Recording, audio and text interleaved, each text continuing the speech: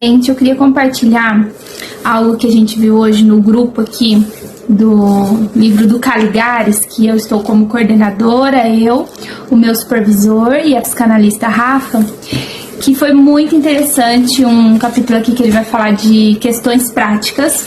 Aí tem uma parte que ele vai falar das entrevistas preliminares, e a gente animada esperando que ele ia falar da teoria, assim, né? Mas o livro todo ele fala que não tá ali pra ficar teorizando demais, é muito legal. Chama Cartas a um Jovem Terapeuta.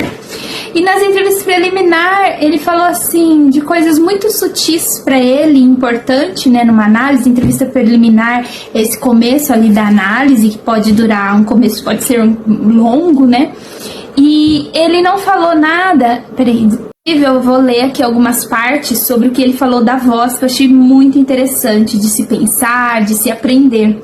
Ele falou, há vozes, né, A com H de existe, vozes de que gosto e outras que me incomodam.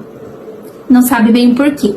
Imagino que nessa relação com a modulação da voz seja resquício de algo muito antigo. Olha onde ele foi. A audição é um sentido que se desenvolve plenamente já no ventre materno, né? O bebê ali já escuta todas as vozes ao seu redor.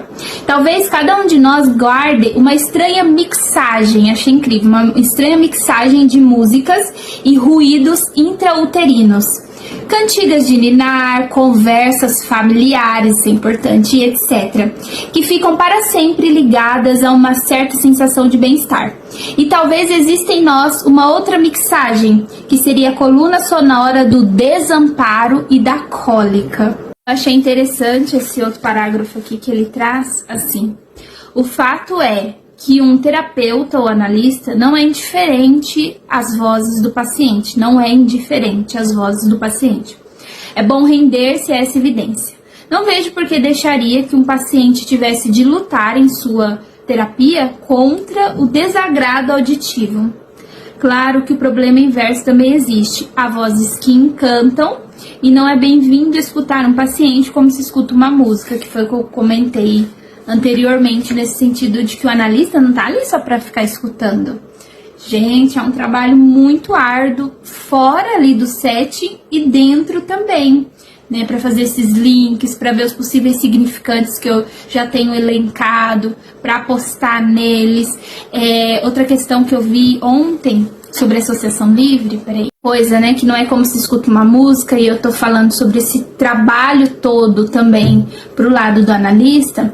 E aí eu lembrei da associação livre, que a Mariana postou um vídeo esses dias sobre essa questão de associação livre, não fala livre necessariamente. O que acontece? Por força de expressão, a regra fundamental, né, a gente fala para esse paciente, para esse analisante, quando ele chega, fale livremente o que lhe vier à cabeça.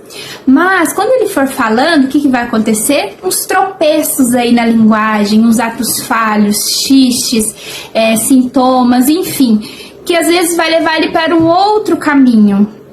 E aí, esse outro caminho, isso é o associar livremente. Vamos para esse outro caminho. Entendeu? Então, o analista, até no nosso grupo aqui do Caligares, esses dias a gente estava falando sobre usar a regra fundamental, associação livre, como manejo também. Essa regra fundamental, que é a associação livre, a regra fundamental da psicanálise, ela não é só utilizada ali no início. A gente conversou bastante no grupo, a Rafa, né, trouxe essa questão, esse nome do manejo. E a gente usa mesmo, às vezes o paciente dá uma tropeçada ali no lápis, no ato falho, num lapso de linguagem, né, alguma coisa assim, lembra de um sonho, lembra de uma outra coisa, a gente pontua, fala mais dessa outra coisa, o que será que é isso? Tem uns que fogem, sai correndo dessa outra coisa, tem outros que param para refletir, e isso é você começar a se implicar mais em relação ao teu inconsciente. E aí você veio com uma proposta de falar alguma coisa assim, às vezes até mais pensada, e você vai para um outro rumo e você descobre uma outra coisa, e por vezes vai fazendo outros movimentos, né, conforme a gente vai ali direcionando a questão do tratamento.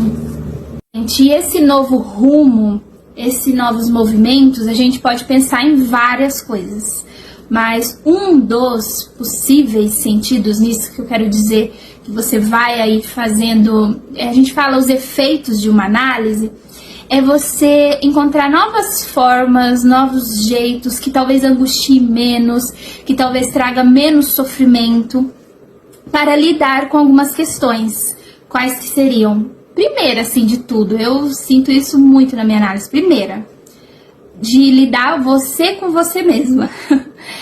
Outra questão, de lidar com o seu vazio, de lidar com a falta, o vazio aí que é estruturante, vai sempre faltar algo aí, mas aí você vai criando um saber ali na sua própria análise seu, de lidar com tudo isso, também lidar com os outros, lidar com os desafios da vida, lidar com a vida. E uma das coisas mais fundamentais de todas, eu acredito, né, junto com tudo que eu trouxe ali, que você lida, constrói um saber e uma análise pessoal como psicanalista, é lidar, olhar, encarar os desejos, vou até colocar no plural, aquilo que às vezes você acha que deseja, e às vezes você vai olhar é uma demanda, e às vezes você tá respondendo a demanda do outro, e às vezes você acha que quer uma coisa, mas tem uma outra, tem projeções. Gente, é uma coisa assim muito interessante, muito não tão fácil,